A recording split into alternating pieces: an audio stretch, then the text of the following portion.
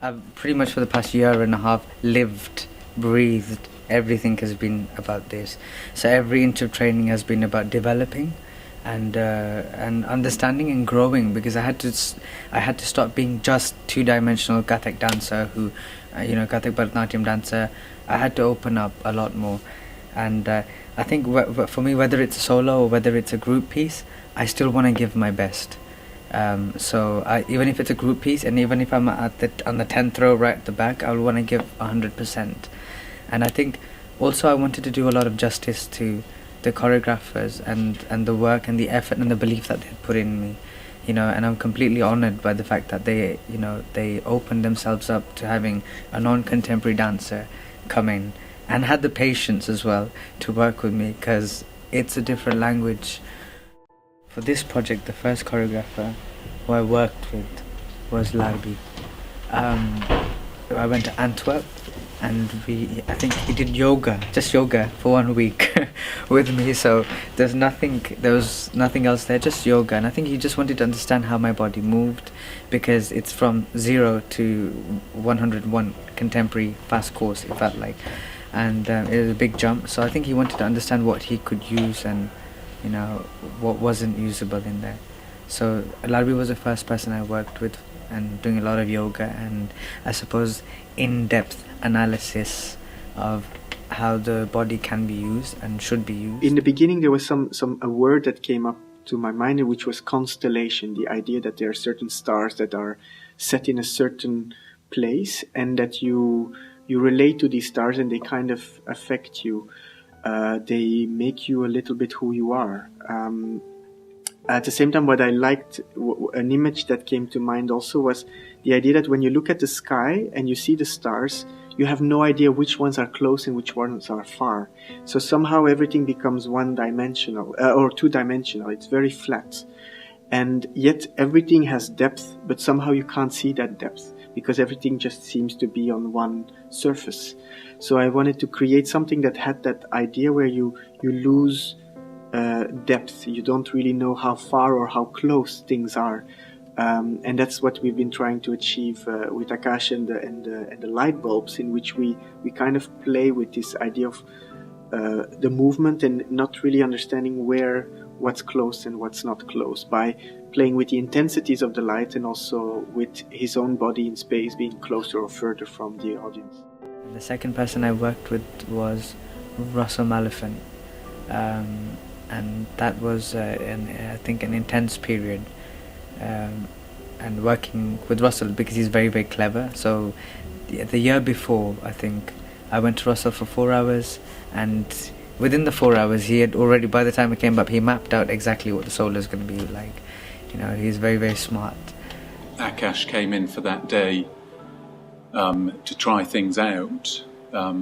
We explored, a number of movement ideas, and there was a great sharpness and articulation that I could see, that I could work with, and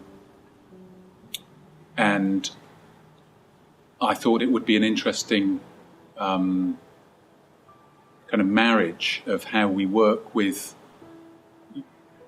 Aakash's vocabulary, and through the lighting and the idea of form and flow and speed and dynamics,